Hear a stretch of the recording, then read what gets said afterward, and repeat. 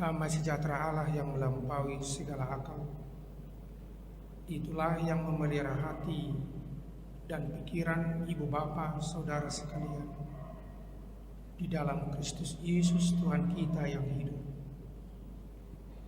Amin. Ibu bapa saudara yang dikasihi Tuhan Yesus Kristus, dalam sukacita kita di minggu kelima setelah Epifanias hari ini, firman Tuhan menyapa kita secara bersama-sama maupun secara pribadi yang ada di rumah Tuhan sore ini maupun ibu bapak saudara yang ada di tempat masing-masing.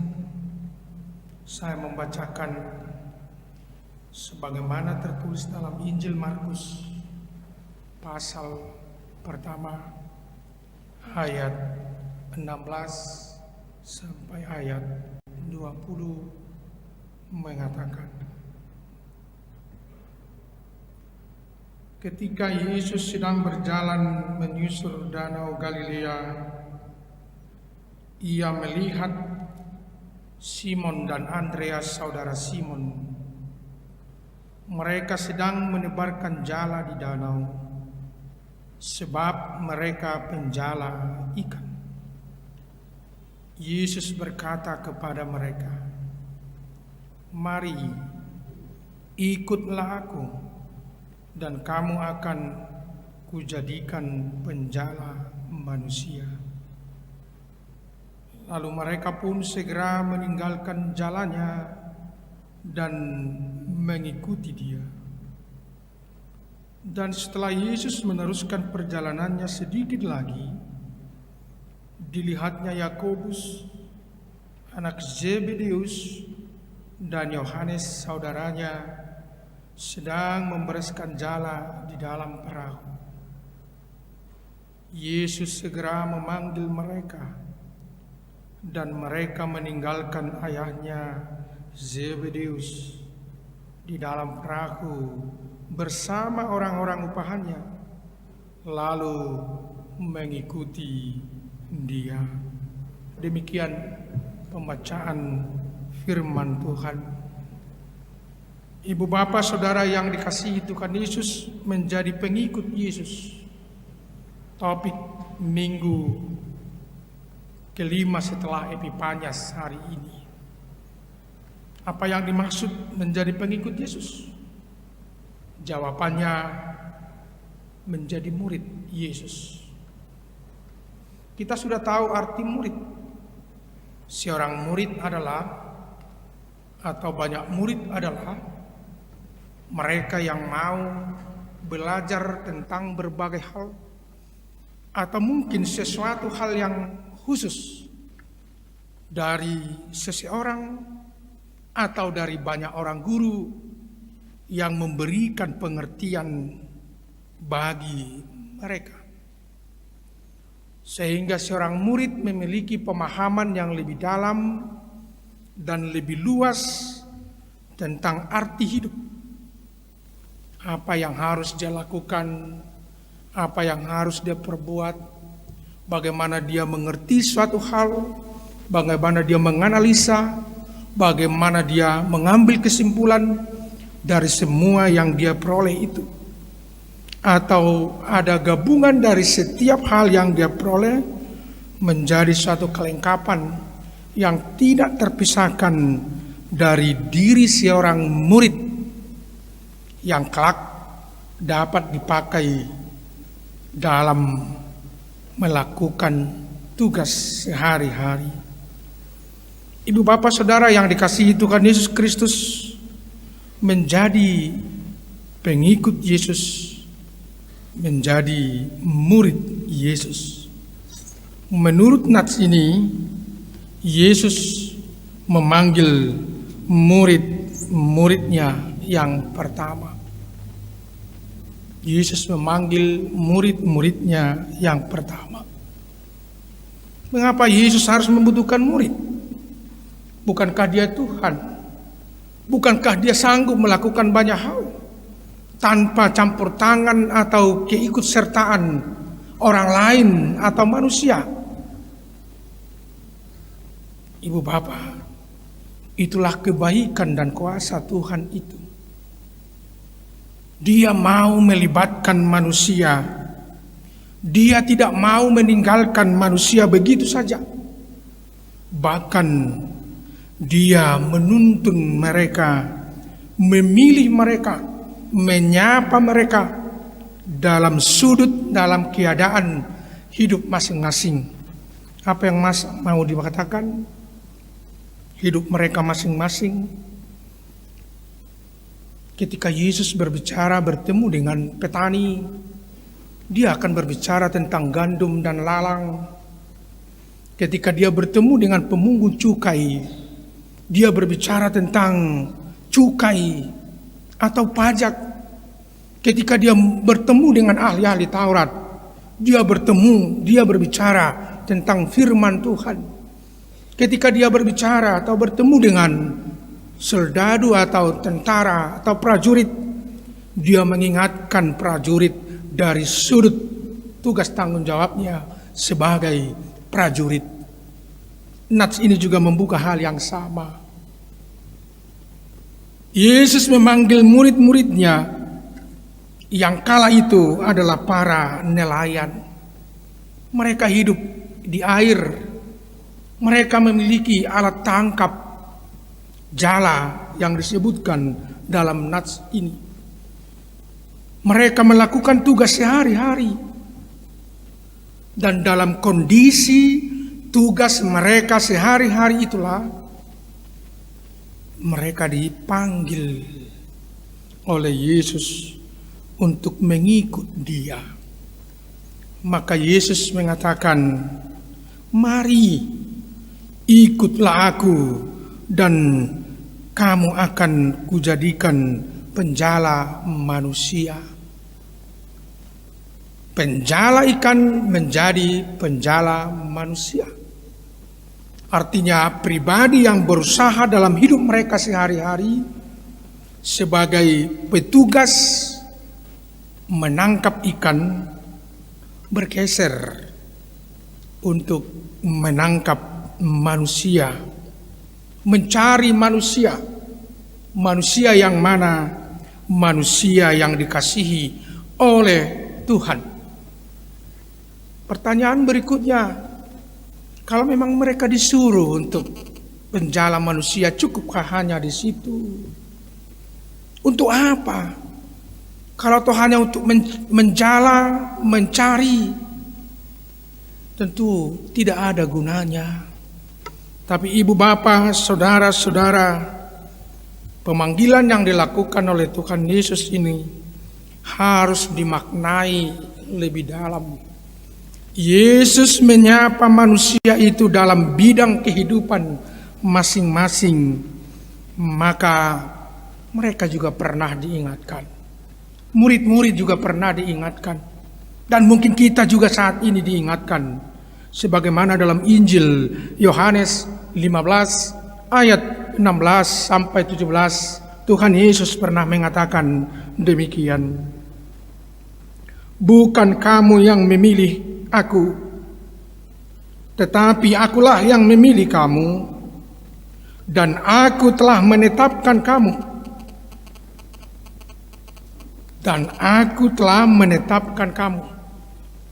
Supaya kamu pergi dan menghasilkan buah, dan buahmu itu tetap, supaya apa yang kamu minta kepada Bapa dalam namaku diberikannya kepadamu. Inilah perintahku kepadamu, kasihilah seorang akan yang lain." Jadi bukan manusia yang memilih Tuhan. Bukan manusia yang menentukan Tuhannya. Tapi Tuhanlah yang memilih manusia dan menetapkan umatnya. Ini juga berlaku untuk kita. Jikalau Tuhan yang memanggil, jikalau Tuhan yang menetapkan, Satu hal yang pasti, berarti dia akan memperlengkapi.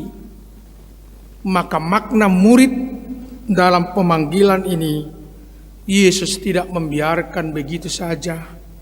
Mereka hanya sebagai pribadi yang mengekor, yang tidak memahami tugas dan tanggung jawabnya. Menjadi murid adalah mereka yang mau menerima perintah dari Tuhan di dalam Yesus dan memahami tugasnya. Di dalam nats ini, ibu bapak saudara-saudara, dikatakan Yesus memanggil murid dari danau itu. Mereka adalah para nelayan yang sedang bekerja mencari ikan. Apa yang mau dikatakan untuk kita hari ini, ibu bapak saudara-saudara? Kalau kita perhatikan pemanggilan ini, sepertinya terjadi sesuatu yang spektakuler.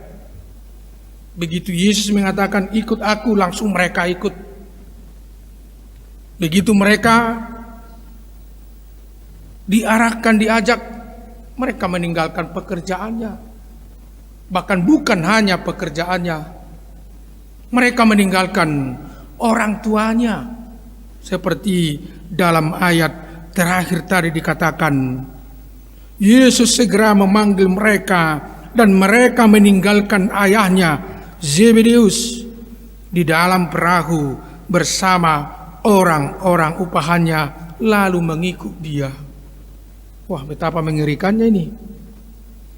Apakah mengikut Yesus itu harus meninggalkan pekerjaan kita sehari-hari? Itukah yang mau dikatakan? Apakah mengikut Yesus itu harus meninggalkan orang tua yang mengasihi dan yang kita kasihi? Kalau demikian tidak masuk di akal. Tidak masuk di akal. Bagaimana sedihnya orang yang bekerja pada awalnya harus menganggur dan memilih pekerjaan yang lain. Betapa sedihnya ketika harus dipanggil pada awalnya bersama ayah ibu yang kita kasihi dan kita harus meninggalkan mereka. Demikiankah konsep pemahamannya? Ibu bapak saudara yang dikasihi Tuhan Yesus Kristus, yang mau dikatakan ialah Yesus berbicara sekali lagi kepada manusia itu seturut ruang lingkup pemahaman yang dia pahami dengan baik. Dan dari bidang itulah dia melayani Tuhan. Sebagaimana nelayan penangkap ikan menjadi penangkap manusia. Mungkin kalau dibuat gambaran, bagaimana seorang sopir yang sering mengantarkan penumpang dari satu tempat ke tempat lain, dari rumah ke sekolah, dari rumah ke tempat belanja, dan mereka diarahkan juga untuk mengantarkan manusia dari bumi ke sorga. Artinya pemahaman yang lebih luas bahwa dalam hidup yang mereka alami itu Tuhan melihat dan Yesus ada. Jadi masing-masing pun kita dipanggil untuk itu. Bagaimana seorang guru yang mengajarkan pengetahuan kepada murid-muridnya turut mengajarkan pengetahuan kepada dunia yang lebih luas sehingga dunia ini lebih baik. Bagaimana Tuhan berbicara kepada para hakim yang menegakkan keadilan di ruang pengadilan, ruang sempit atau terukur itu, menjadi pembawa keadilan dan berita sukacita di dalam Yesus itu ke luar dari ruangan itu, sehingga bumi ini dipenuhi oleh manusia yang menegakkan keadilan. Bagaimana seorang pendeta yang dipanggil di atas mimbar kecil ini membawa kebenaran firman Tuhan seturut dengan kependetaannya, sebagaimana seturut dengan kenelayanannya, seturut dengan kehakimannya, seturut dengan dia pedagang, seturut dengan dia birokrat, politisi. Kalau di lembaga negara legislatif, apakah dia yudikatif atau eksekutif, dia menjadi alat Tuhan seturut bidang yang dia miliki. Bukan berarti meninggalkan begitu saja.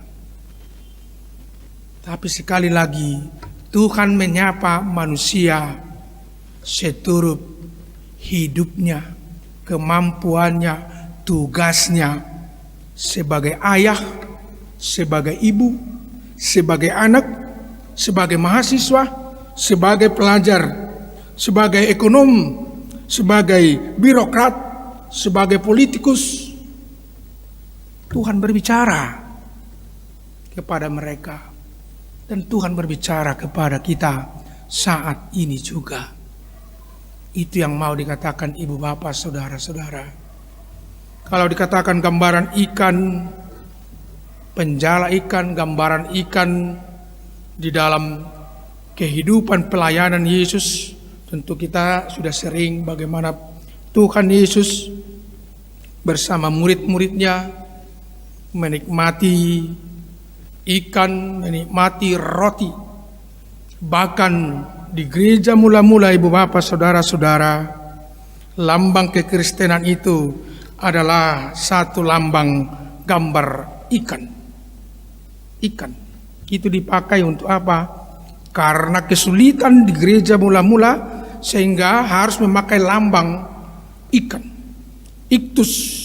Mungkin di buku ende kita itu ada gambar ikan, namanya iktus, singkatan dari Yesus Kristus Huios Teu Soteria. Artinya Yesus Kristus anak Allah juru selamat. Itu iktus, ikan, disingkat gambar ikan itu. Sehingga setiap orang di gereja mula-mula memegang ikan, oh berarti dia pengikut Kristus. Yang percaya bahwa Yesus anak Allah adalah juru selamat dirinya. Jadi tidak jauh lambang ikan dari kehidupan pengikut Kristus. Tambah lambang alfa dan omega seperti yang ada di sini. Tambah lambang salib yang mempersatukan manusia dengan manusia, manusia dengan Tuhan. Hubungan horizontal dan hubungan vertikal itu. Kalau dikatakan di sini nelayan hidup umat Kristen juga tidak jauh dari gambar lambang ikan itu menunjukkan dia bersama Yesus. Yesus Kristus anak Allah, juru selamat. Dialah juru selamat kita. Jikalau dia juru selamat telah memanggil muridnya di 2000 tahun lebih yang lalu, dia juga memanggil kita saat ini, ibu bapak, saudara-saudara. Sama seperti Simon, Andreas, saudara Simon, sama seperti Yakobus, anak Zebedeus, dan Yohanes saudaranya dalam nats ini. Yang berikut dari nats ini mau dikatakan, ada kalanya untuk sementara kita meninggalkan tempat kerja kita untuk lebih fokus melayani Tuhan. Dan itu yang dilakukan oleh ibu bapak saudara-saudara saat ini. Inang Amang Parkalado meninggalkan tugas masing-masing, meninggalkan rumah masing-masing. Kalau kami sebagai pendeta, pelayan Nagok Tiki, full time. Benar-benar di gereja lah hidupnya, bersama jemaat. Dan didukung oleh para pelayan-pelayan yang memang hidup di dunia luar, dan dipanggil ikut memberikan hati dengan tulus, sama-sama melayani di rumah Tuhan. Supaya apa? Berita sukacita dan keselamatan itu tersebar ke seluruh bumi. Dalam nats ini juga diingatkan ibu bapak, saudara-saudara, tadi pertanyaan, apakah kita harus meninggalkan orang tua kita? Sebenarnya sadar atau tidak, bukan berarti kita mau melupakan orang tua. Sadar atau tidak, sama seperti yang telah dilakukan oleh orang tua kita. Setelah dewasa, setelah berumah tangga, orang tua kita memiliki tanggung jawab dan mereka menjadi keluarga mandiri dan mungkin akan berbeda tempat dengan keluarga, dengan ayah ibu. Bukan berarti hubungan mereka tidak ada lagi. Demikian juga dengan orang tua masing-masing. Sekarang kita kan tidak bersama dengan ayah ibu kita. Apakah kita melupakan mereka? Saya tidak bersama papa mama saya yang di kampung sekarang masih hidup. Dua-duanya umur 80 tahun. Masih hidup. Mereka di kampung, saya di Tangerang kota ini. Secara tempat karena tugas memang berpisah. Tapi bukan berarti saya tidak menyayangi mereka. Bukan berarti kita tidak mengasihi orang-orang yang mengasihi kita itu. Tapi ada saatnya karena tugas kita masing-masing di dalam kasih Tuhan, kita harus berangkat meninggalkan orang-orang yang kita kasihi itu. Saya kira bukan hanya anak dengan orang tua, suami dengan istri pun. Bagaimana seorang penerbang misalnya harus meninggalkan istrinya di satu kota untuk melayani, untuk melakukan tugasnya. Cinta keluarga, meninggalkan keluarga. Kalau ini dulu untuk perantau dikatakan, moloholong roham di hutamuna, tinggal humasatokin hutamunai, asa unang gabi si takko manuk ko. Coba Bang Silitonga, kalau kita di Cipahu terus, mungkin namang si takko manuk, saya juga si takko manuk. Tapi Tuhan memberkatkan kita ke para Tuhan ini supaya jangan si takko manuk di kampung, supaya jangan hanya si pulhatobat penangkap ikan orang. Cinta kampung, meninggalkan kampung untuk waktu tertentu. Cinta keluarga, meninggalkan keluarga di pagi hari, pergi ke tempat tugas masing-masing dan melakukan tugasnya dengan baik. Apalagi diberangkatkan dengan doa. Dalam nats ini tidak disinggung apakah Zebedeus marah kepada anak-anaknya. Tidak disinggung. Kalau disinggung betapa dramatisirnya. Dia tidak mau, kenapa kamu bawa anakku? Tidak dibuka di sini. Dia kan masih bersamaku. Demikianlah cara orang tua memberangkatkan kita di dalam Tuhan. Dakkolan hapit satabi digedek-gedek ngina tuwe-tuwe kita dibain. Menjadi pribadi yang tidak mandiri, menjadi pribadi yang hanya menyusui sampai besar, tapi mengikut Yesus menjadi pribadi yang mandiri dan mau melangkah melakukan tugasnya dengan baik. Coba kita bayangkan kalau sampai sekarang kita masih bersama orang tua, masih terus meminta-minta. Padahal orang tua kita tidak mengajari kita demikian. Sama seperti opung kita mengajari mereka supaya anak-anaknya mandiri.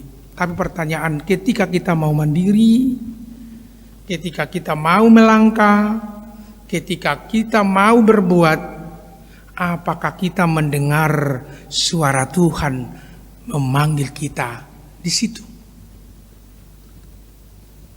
Di epistel tadi dibukakan bagaimana Yesaya dipanggil oleh Tuhan untuk membawa berita dari Tuhan. Yesaya 6 ayat 8. Lalu aku mendengar suara Tuhan berkata, siapakah yang akan kuutus dan siapakah yang mau pergi untuk aku? Maka sahutku, ini aku, utuslah aku Tuhan. Itu ayat 8. Sekalipun epistel dibuka dari ayat 9 dikatakan demikian. Kemudian firman-Nya, pergilah dan katakanlah kepada bangsa ini, dengarlah sungguh-sungguh tetapi mengerti jangan. Lihatlah sungguh-sungguh tetapi menganggap jangan. Aneh. Tuhan menyuruh Yesaya membawa firman, tapi katanya biarlah bangsa itu mendengar tapi tidak mengerti. Biarlah mereka dikatakan melihat tapi tidak menanggapi. Kalau semikian kok disuruh? Kalau kita baca epistel tadi, kira-kira demikian, lama tu bang Sui, alai dokak manengel pinggol lay, makatai mau tu nasida, dokak mapujam. Apa yang mau dikatakan? Kan sia-sia. Sia-sia. Padahal dikatakan dalam nats atau topik minggu ini menjadi pengikut Yesus. Kok kita disuruh, kok Yesaya disuruh memberitakan firman, tapi bangsa itu tidak mau mendengar? Yang mau dikatakan untuk memahami ini, Ibu Bapak, Saudara-saudara, mungkin begini. Ketika ada anak badung, ketika ada anak yang tidak tahu diuntung, karena dalam kitab Nabi Yesaya di pasal 1 ayat 3 pernah dikatakan begini, lembu mengenal pemiliknya tetapi Israel tidak, keledai mengenal palungannya yang disediakan tuannya tetapi umatku tidak memahaminya. Celakalah bangsa yang berdosa, kaum yang syarat dengan kesalahan, keturunan yang jahat-jahat, anak-anak yang berlaku buruk, mereka meninggalkan Tuhan. Jadi sudah dibandingkan, lembu mengenal siapa tuannya. Apa yang mau dikatakan dengan kalimat tadi di epistel? Sama seperti orang tua, kira-kira begini. Bukan berarti nggak bermakna. Ketika anak di rumah sangat nakal, ketika anak di rumah putra-putrinya sangat keras kepala, maka orang tua mengatakan begini, ya torcoma, sama upo. Lanjutkan, tegarlah hatimu. Tapi ingat, kalau kamu tegar hati, kamu harus dihukum.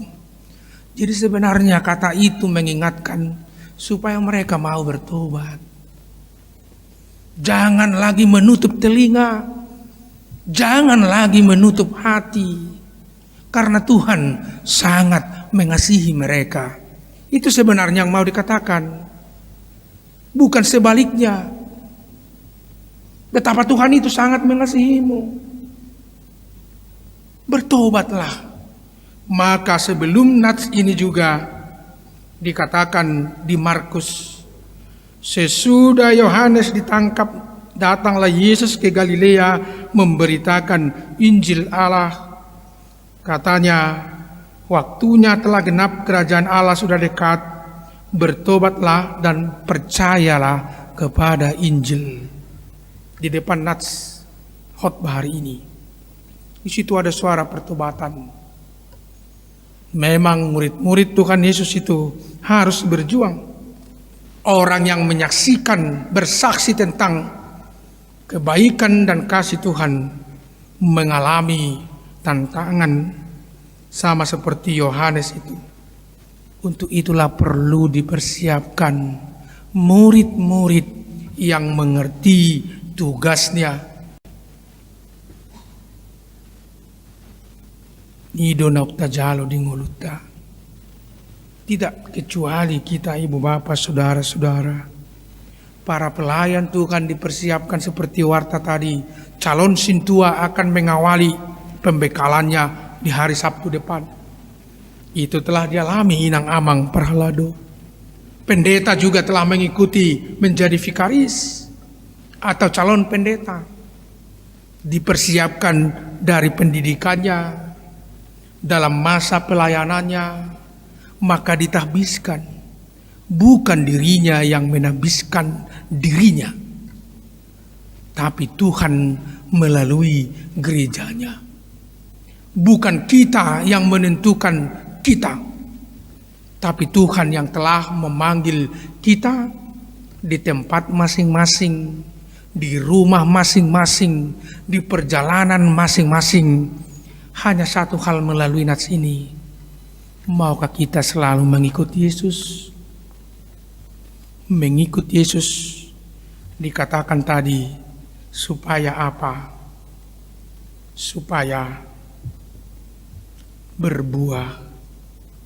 Apa buahnya dan bagaimana supaya buah itu tetap?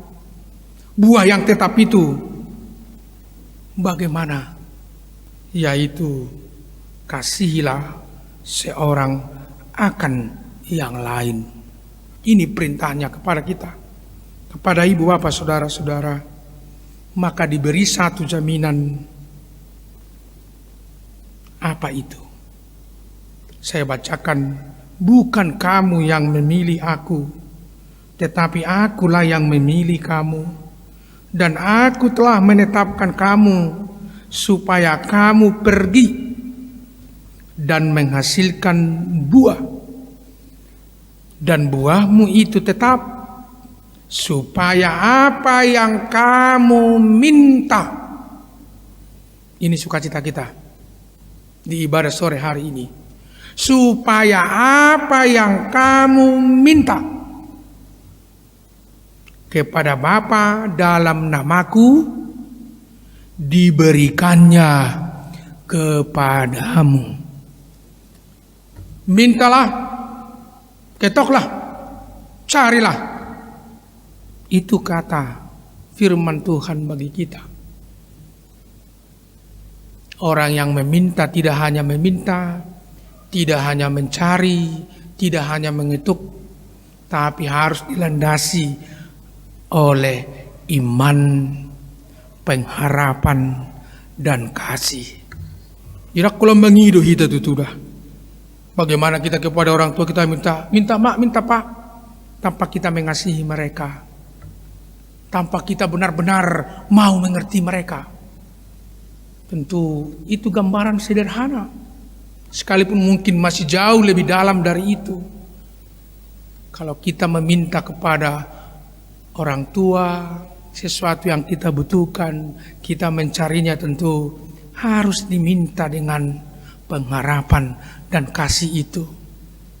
Ini yang harus kita bawa ke tempat masing-masing ibu bapak saudara-saudara. Menjadi murid Tuhan Yesus.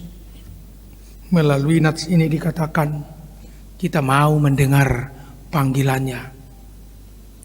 Yang kedua, kita mau meninggalkan tugas kita sejenak dan melakukan tugas tanggung jawab kita di tempat yang lebih luas atau mungkin juga lebih khusus.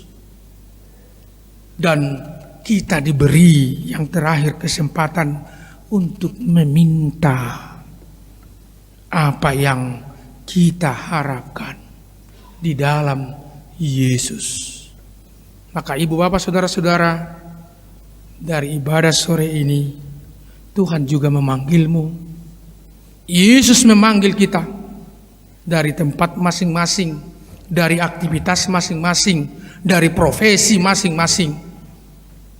Mari ikutlah Dia supaya berbuah dan buah itu tetap. Dan mari kita meminta kepada Tuhan di dalam nama Yesus. Inilah sukacita kita Tidak sia-sia setiap orang yang mau mendengar Tuhan. Tidak sia-sia setiap orang yang mau mendengar suruhan atau ajakan Yesus. Tidak sia-sia tugas setiap orang yang mau meminta kepada Tuhan di dalam iman percaya. Tuhan memberkati Bapak saudara-saudara. Tuhan menguatkan. Amin.